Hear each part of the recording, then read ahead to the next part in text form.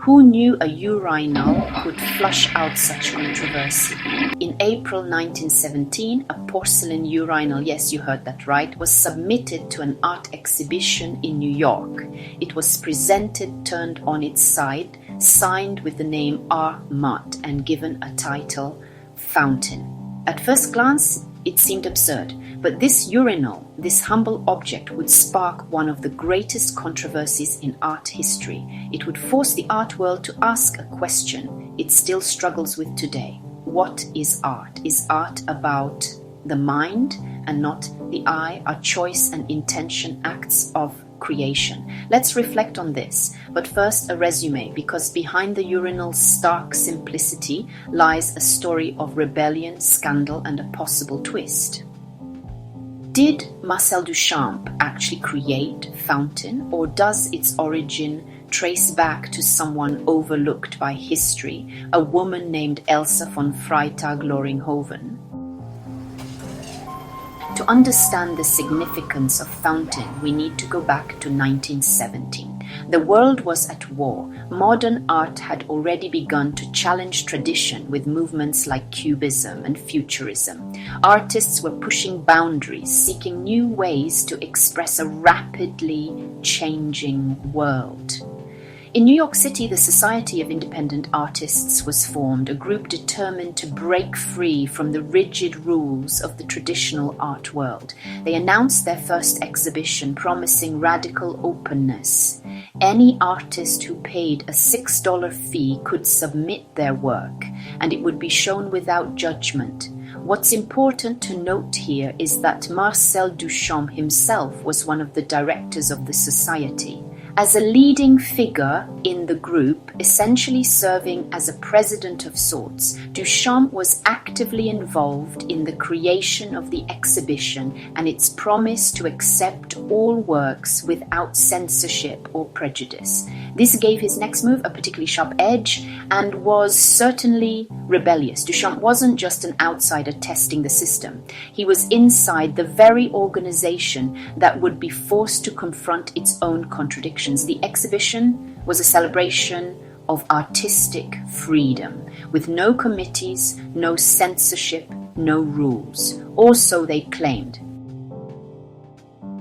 Marcel Duchamp had already gained a reputation for being unconventional. He rejected what he called retinal art that focused on beauty and craft and began exploring ideas over aesthetics. Duchamp was more than an artist, he was a provocateur. He wanted to test the Society of Independent Artists' claim of total acceptance. He knew that by pushing the boundaries, he could expose the contradictions within the art establishment.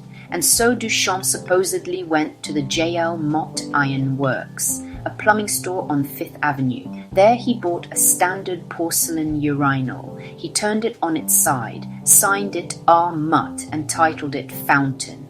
Rumors had it that the name R. Mott referenced the manufacturer's name, Mott. But it could also be French slang. Richard, representing the R in the title, could mean rich man and be a tongue-in-cheek jab at the wealthy patrons of art. Duchamp submitted Fountain to the exhibition under this false name. It was an anonymous, deliberate challenge. He wanted to ask, could something ordinary, a factory-made object, be art? Could an artist's choice alone make it so? The Society of Independent Artists prided themselves on being progressive, but Fountain was too much for them. Despite their promise to accept all submissions, the committee debated its artistic value and decided to hide Fountain from public view. The object was excluded from the exhibition catalogue, hidden behind a curtain, and ultimately rejected. The very society that claimed to embrace all art had failed its own test. So with Fountain, he revealed the hypocrisy of the art establishment and challenged its authority to define what art could be. But there's another layer to this story. A woman named Elsa von Freytag-Loringhoven, a poet, dadaist and provocateur, may have played a key role in the creation of Fountain. Elsa was no ordinary artist. Born in Germany in 1874, she lived a life of rebellion and radical self-expression. She was a performance artist before the term even existed, walking the streets of New York in eccentric homemade outfits made of found objects, tin cans, feathers, and even bicycle handlebars. Elsa's art was as raw and unconventional as her life. She turned ordinary objects into sculptures and was known to push boundaries far beyond what society considered acceptable.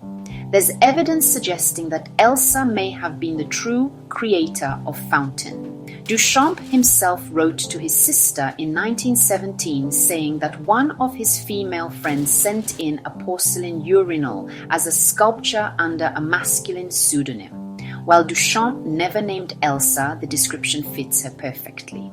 Elsa was known to use pseudonyms. She had a deep affinity for using found objects in her work, and, most importantly, she was part of Duchamp's avant-garde circle in New York.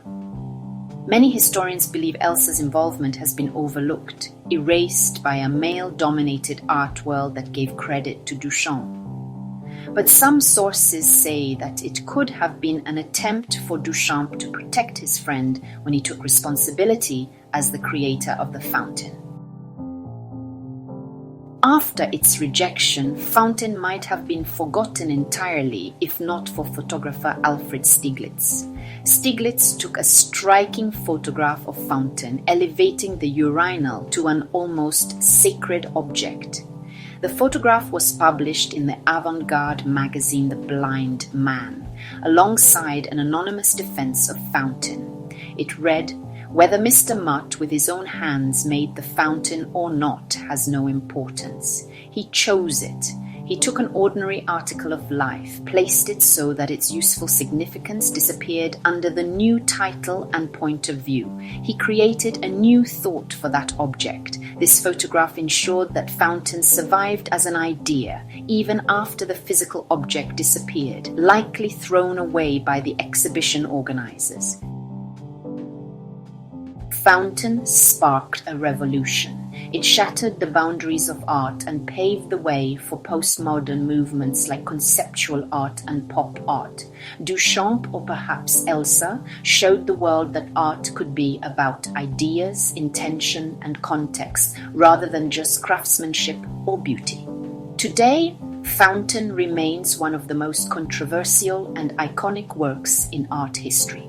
One thing is certain, it unfolded a new way of both thinking about art and creating it, not as a physical object, but as an idea that continues to challenge our understanding of creativity. It reminds us that art is not just what we see, it's what we choose to see.